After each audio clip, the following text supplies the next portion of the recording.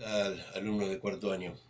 Bueno, vamos a hablar un poquito de los hidratos de carbono que yo les había pedido a ustedes que busquen en un trabajito algunas cuestiones relacionadas con los hidratos de carbono y bueno, vamos a hablar algunas particularidades de este nutriente que es tan importante. Bueno, en principio es una sustancia ternaria, ya que está formado por tres tipos de átomos distintos, carbono, hidrógeno y oxígeno. Es el nutriente más abundante de la naturaleza, proporciona energía de manera inmediata a las células. Y esto es muy importante, de que proporciona energía de manera inmediata a las células, eh, porque digamos, en otra época se pensaba, cuando yo practicaba deporte y era más joven, íbamos a jugar un partido, los directores técnicos nos decían coman un churrasquito, un poquito de una ensaladita para estar livianos para el partido. Hoy se sabe que los hidratos de carbono proporcionan energía de manera inmediata, por lo tanto los deportistas consumen grandes cantidades de hidratos de carbono antes de la competencia. Se comen unas buenas pastas, unos buenos fideos, porque necesitan de esa energía que les proporciona el hidrato de carbono. Eh, Otra de las cuestiones importantes es saber de que se los denomina también carbohidratos, glúcidos o azúcares. Cuando se dice que un diabético tiene azúcar en sangre, está hablando de hidrato de carbono. Está hablando de hidrato de carbono. O sea que no es solamente que un diabético no tiene que consumir algo que sea dulce, sino que tampoco ningún tipo de alimento que contenga hidratos de carbono.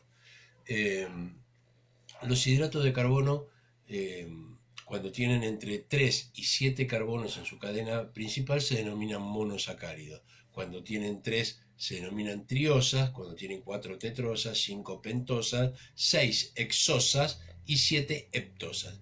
Esto es importante porque las pentosas, por ejemplo, forman parte de nuestro código genético o ADN. En nuestro ADN tenemos un hidrato de carbono formando parte de nuestro código genético. Eh, es muy importante saber que también los hidratos de carbono se reservan de manera de glucógeno en los animales, en los músculos y en el hígado. ¿Para qué esta reserva? Bueno, es una reserva de energía. Vamos a suponer que yo estoy corriendo una carrera con mi hidrato de carbono, estoy corriendo una carrera, pero llega un momento que esos hidratos de carbono que yo he consumido se gastan, ¿sí? Se consumen.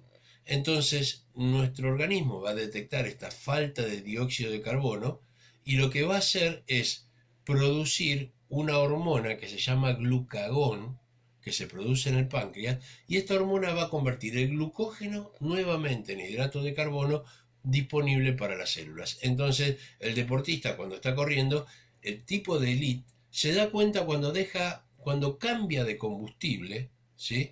En su carrera, cambia de combustible y empieza a consumir el glucógeno almacenado en el hígado y en los músculos. En las plantas, en las plantas se reserva en forma de almidón, en las raíces y en los tallos. Por eso las plantas en invierno, cuando se le caen las hojas y no pueden hacer fotosíntesis, bueno, las plantas no se mueren porque justamente el almidón que tienen de reserva les permite subsistir mientras no pueden hacer la fotosíntesis. Otra de las preguntas dice, ¿a qué se debe que son los nutrientes más consumidos? Bueno, como son los nutrientes más abundantes de la naturaleza, también son los más baratos. Eh, Son los nutrientes que las personas que tienen menos recursos económicos pueden conseguirlos más fácilmente. Hoy en día comer está muy caro. La verdad que tener una dieta equilibrada, eh, digamos, requiere que tengamos de cada tipo de nutrientes una determinada cantidad. Pero los hidratos de carbono son los más baratos y justamente si uno tiene una familia numerosa, muchas veces es lo que más se consume en esas casas, ¿no? Eh, Porque los fideos, el arroz, la polenta son ricos, llenan la panza y bueno, nos da energía, pero eso no quiere decir que no estemos, que estemos bien nutridos. Hoy en día hay estudios que muestran de que hay una cantidad enorme de gente con sobrepeso, pero desnutrida, gordos desnutridos.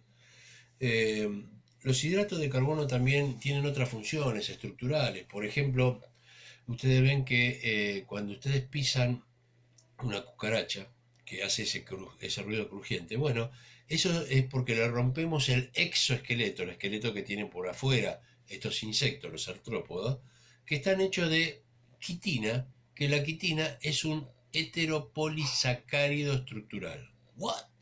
Que es un hidrato de carbono más complejo que tiene funciones estructurales. En este caso, forman el exoesqueleto de los artrópodos.